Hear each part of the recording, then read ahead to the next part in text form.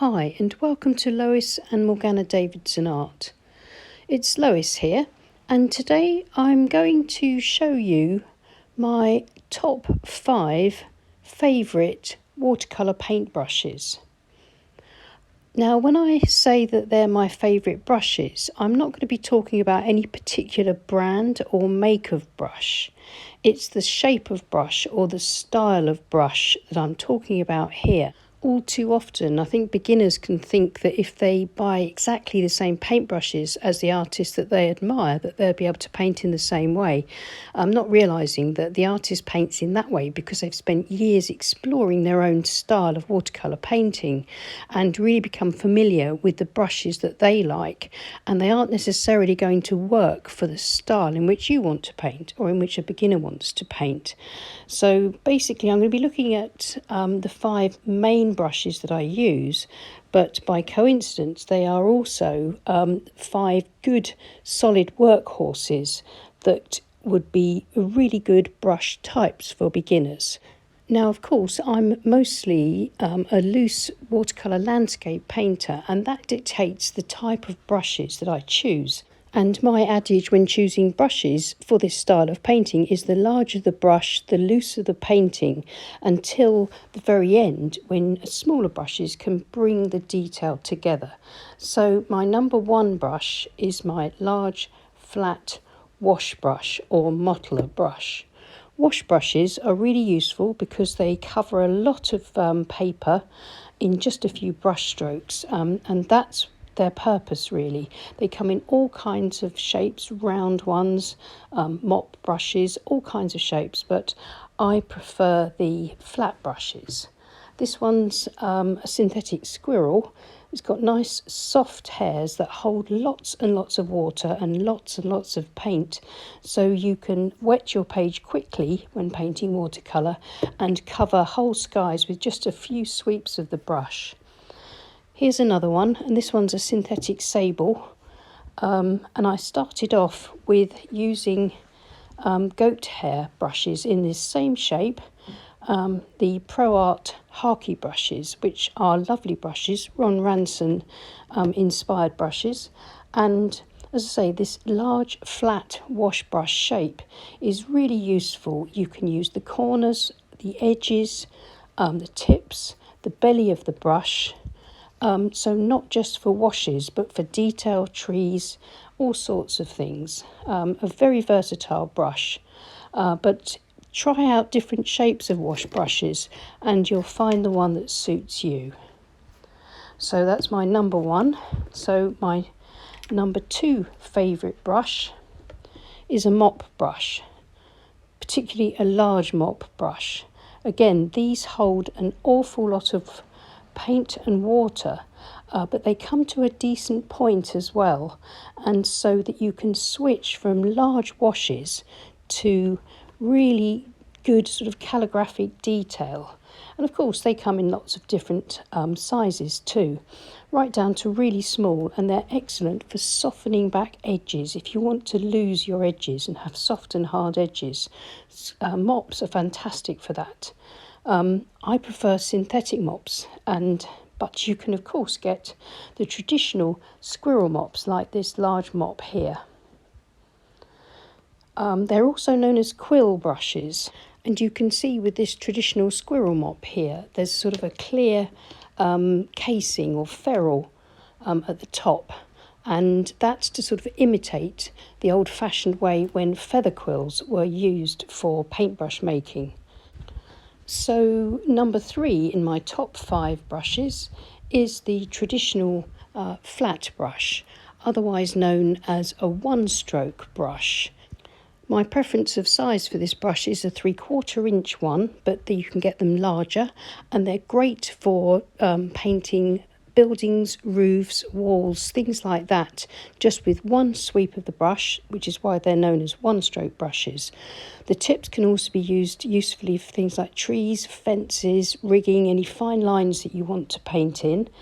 And of course, you can also use them. They're beautiful for painting the ripples into water. You can get a lovely shape from that.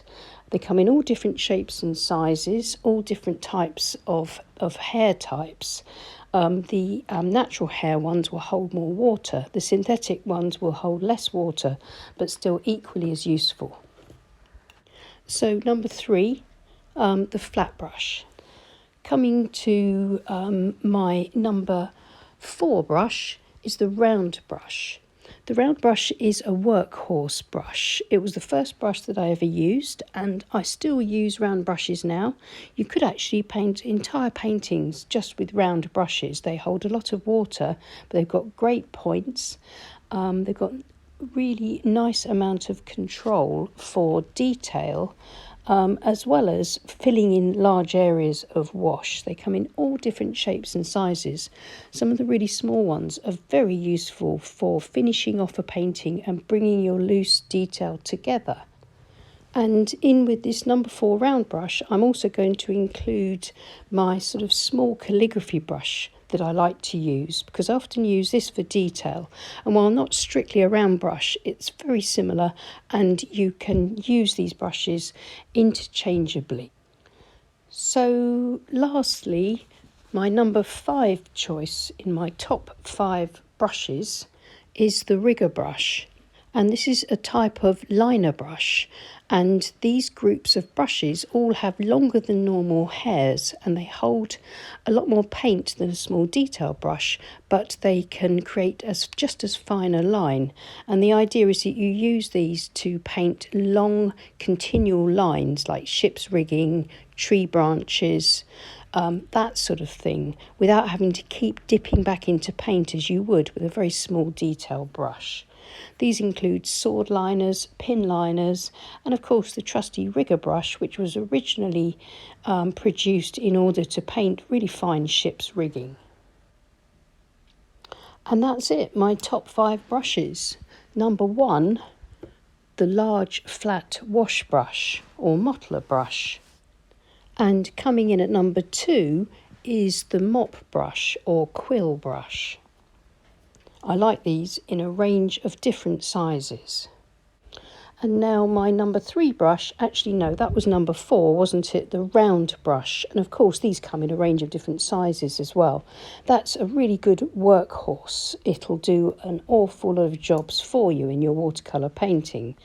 And then back to my number 3, which is my 3/4 inch flat brush. My trusty 3/4 inch flat brush probably gets used in just about every painting that I do. And then finally, coming in at number 5 is my rigger brush from the group of brushes known as liner brushes. So that's my top 5 brushes.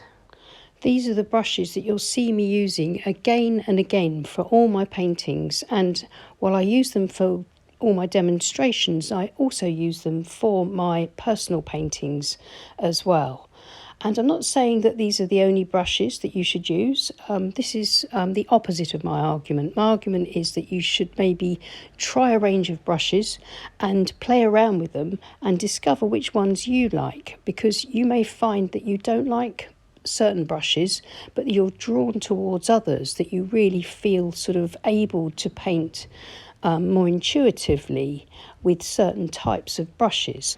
And if you're just starting out on your watercolour painting journey, it's a good idea just to look at some really cheap ranges of brushes and just get a few of the standard shapes and sizes and try them out. See what you think, see what they can do for you.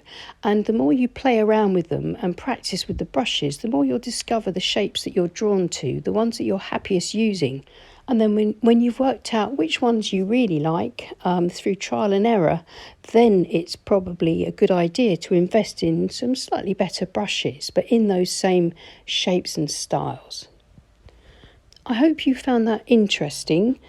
Please let me know in the comments what you think of my top 5 brushes, and if you have any others that you really enjoy using, and I'm sure that we'd love to read your comments. Thank you so much for watching. Please give us a thumbs up, and also please consider subscribing to our channel. It's free to do and it really helps with our reach with the YouTube algorithm. And a special thank you to everyone that supports us on Patreon. So that's it for now. I'll see you again soon. Take care and happy painting. Bye.